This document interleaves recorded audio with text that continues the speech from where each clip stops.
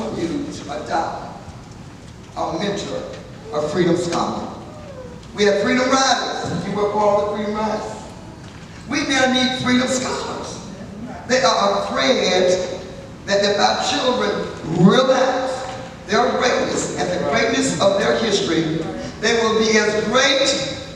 They will be as great in the business room and the banks on Wall Street as they are on the basketball fields and the football fields. I would like to know, we have these books. I have my brother Gazelle.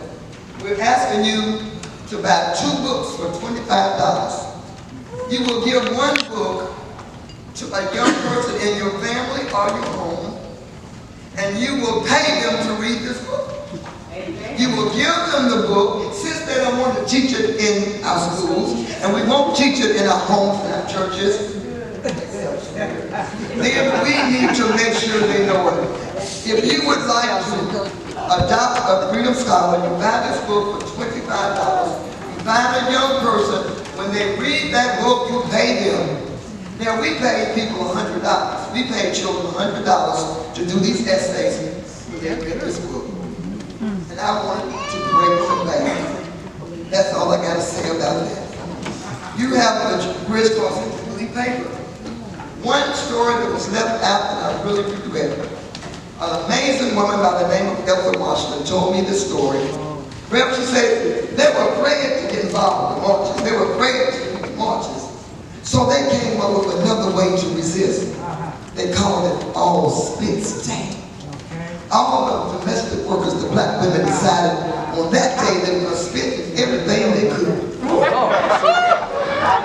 That was their way of resisting. That story is in this book. Another story.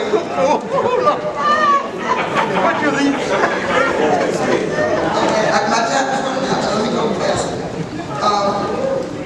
There is another page dedicated to our black Holocaust. We all know about the Jewish Holocaust, but our children, until they read this book, didn't know about the black Holocaust. Friday, Saturday at 5 o'clock, we will be at the Ancient African Museum for a 30-minute ceremony to remember the millions of our people who died during the black Holocaust. Most of us don't know it's in this book.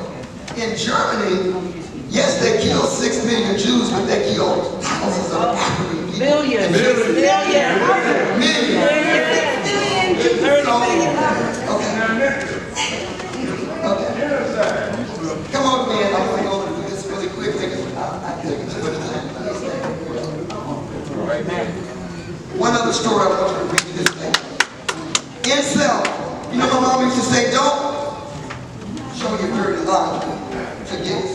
I don't believe in that philosophy. I want y'all to know that dirty laundry in Selma. A young man was killed this morning. A few months ago, a young black man died of an overdose at the Selma High School.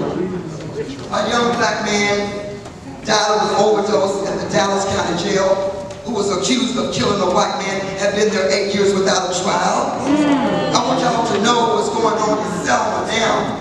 The poverty, the injustice. We have men in the Dallas County Jail that have been there 10 and 12 years without a trial.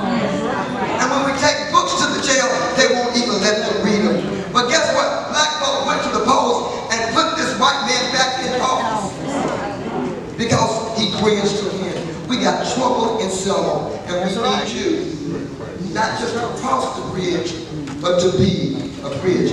We have a lot of things going on. In the morning, we have some awesome workshops with Dr. Browder, Anthony Browder, Dr. Winbush, Dr. White. There's a lot to go to, but at the college, we want you to know this history so you can teach this history to your children. Hank Sanders will be there to explain that the ban on critical race theory is not a ban on black history. I want to give a shout out to the children in Tuscaloosa. They walked out of their schools last week.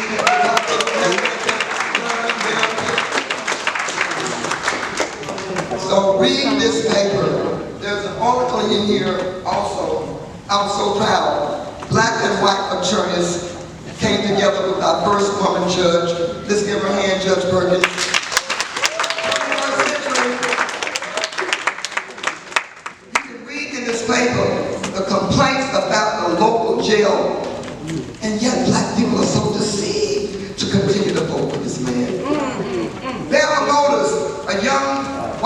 civil rights worker was killed by the owner of Bama Motors, but black people continue to buy cars from Bama Motors. I was arrested for taking a sign illegally placed in front of this church 5 years ago, and I still don't have a driver. Oh no. In Selma, Alabama. So my brothers and sisters, as the pastor said, it is time for us to wake up. The president will be you, but we are the presidents of our community. We have to save our communities. Right. One last announcement, and I won't be in shape. Please come forward. Give him a hand, y'all.